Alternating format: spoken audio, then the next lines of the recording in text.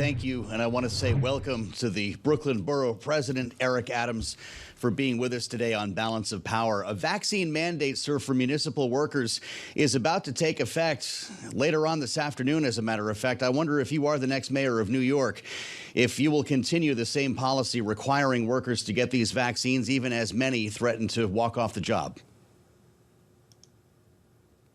Throughout the conversation that what the mayor must do, and I am encouraging him to do, is to sit down with the union members. I use the term credible messengers. They are the credible messengers for their members to find out what are the hurdles. We have heard the union state often that they believe this should be a contractual conversation. It doesn't mean it has to take months. It's something that we could do now. And I think at this time it's the mayor's call to make the right decision. I believe the vaccines are one of the most potent weapons against COVID. It's going to be here a long time, and we could do it in a manner that we can reach the finish line together.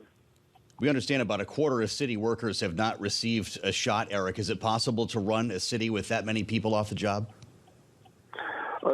No, it's not. But, we are resilient as a city, and I don't think we have to get to that place. I believe that there's a real opportunity here. There has been a trend in the last few hours where the numbers have upticked, and I think that we should see this as a real win, a thawing of the opportunities. Let's sit down and come to a conclusion.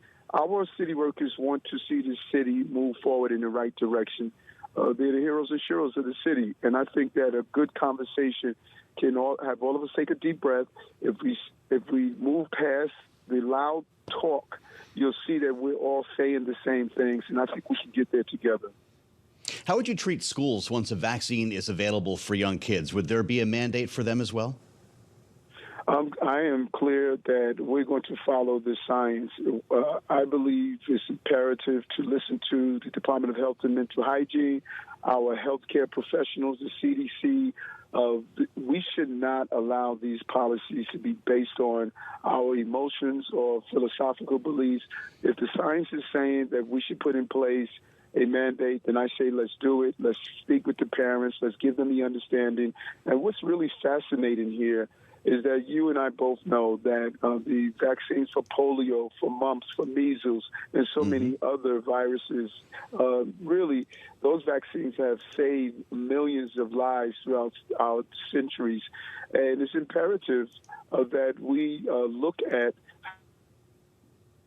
what's already in place. So we're on a slippery slope.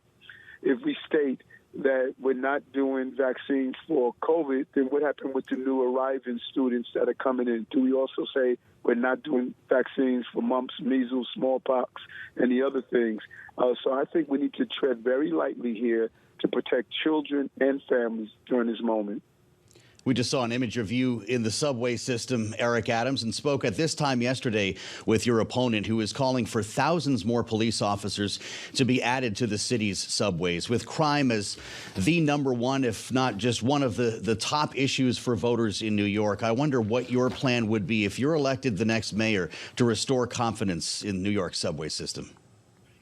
And that's so important because it's not only confidence that someone can ride the system, it also feeds into the confidence of getting people back to the office spaces.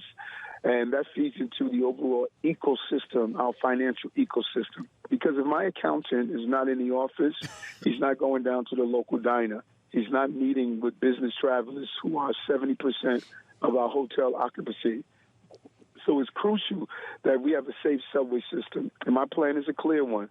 Number one, we need to deploy our police better. You can't have police officers congregating at the token booths. They need to be on the trains the same way I was as a transit cop. They must be on the platform so we don't have the incidents that we saw earlier this week where someone was shot on the subway system.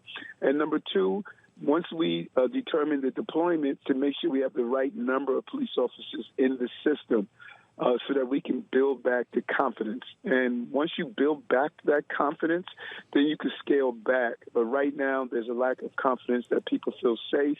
and they're afraid to use our subway system. And so I say this, the prerequisite to prosperity is public safety and justice. Our entire city depends on that we are safe as a city, and we can do it without being heavy-handed in the process. I'd like to ask you about taxes while you're here with us, Eric. A Bloomberg News investigation found wide disparities when it comes to property taxes in the city. I wonder, if you were the next mayor, would you work to even the playing field there to make that system more fair for residents? We must do it. It has been far too long. It was ruled by the courts that this property tax system is unfair. It is hurting outer borough property owners, one and two family homeowners. We must have a fairer system, and I believe it should be done immediately. It is my desire to get this resolved within the first year. Let's put together a task force that sits down and come up with real recommendations and solutions. It is unfair and has been unfair for far too long. President Biden is, of course, in Europe as you and I speak right now, and next week he'll be at the UN Climate Summit. As the debate rages here in Washington over climate provisions in the reconciliation bill, the Biden soft infrastructure bill, if you will, I wonder what your thoughts are on this. America's mayors are on the front lines of this fight against climate. What would you do to resist sea level rise, to deal with flooding and more extreme storms like we saw with Hurricane Ida? You know, it's so interesting. I was with the mayor of Miami 2 days ago, and we talk about that there are three parties in this country: Democrat, Republican, and mayors. Those are the major parties. You know, mayors are part of one group, and what happens on the federal level, it trickles down to the mayors of the city. We're closest to the problem, and we must be the individuals who are close to the solutions. My conversation on Monday with the mayor of San Francisco, and I've been communicating with mayors across the country, and we are dealing with the real issues that our cities are facing. And we must rethink this issue. I say the term intervention and prevention. Prevention are the long-term things. It is so important to have the dollars to come in to renew our infrastructure, and at the same time, we could employ people with a real good green capital program. Bond program. We need to build the seawalls where it's necessary, start building out our sewer systems. I think we should hit a pause on all new constructions that's taking place to build out for the future and not building for the past. We need to think about building retaining pools, sort of what is happening in Hoboken, New Jersey. They build retaining pools with basketball courts on top to have this overflow of water. Some of these projects are going to take a long period of time. Some of them we could do right away, such as a notification system, doing a GIS mapping system to identify areas where there's prone to flooding, having a early warning system, using a color-coded system like we do with terrorism, so agencies can operate in unison on what to do when a certain level of a storm hit our city. So I'm looking forward to real coordination, not only here in the city, but coordination in the entire tri-state area. If this reconciliation framework the White House released yesterday becomes a bill and becomes law, how would it help New York accomplish those goals?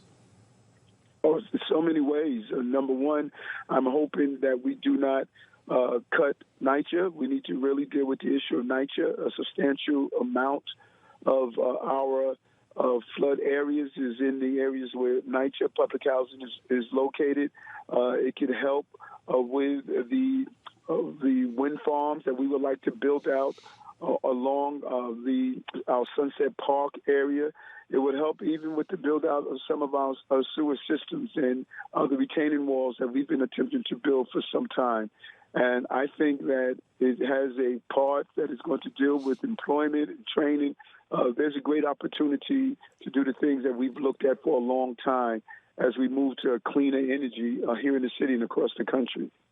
Brooklyn Borough President Eric Adams, good luck your final weekend on the trail. Eric, thanks for talking with us today. And David Weston, we send it back to you.